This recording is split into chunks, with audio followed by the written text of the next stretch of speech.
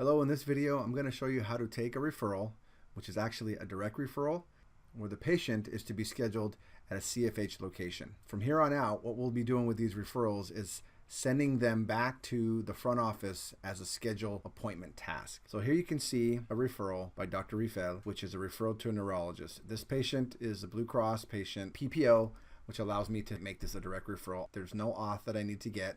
All I have to do is schedule the patient. So what I'll do as a referral coordinator is click the Go To button, go into the additional details, and change the financial auth to not needed, and the appointment status to appointment needed.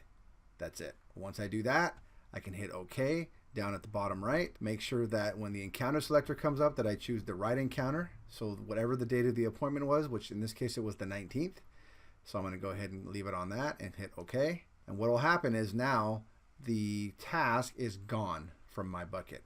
But if I were to go into the bucket of the clinic that this patient was seen, which is in this case airport, I can go into the airport front office delegated task, and there is the task to schedule an appointment for the referral to a neurologist. And that's it.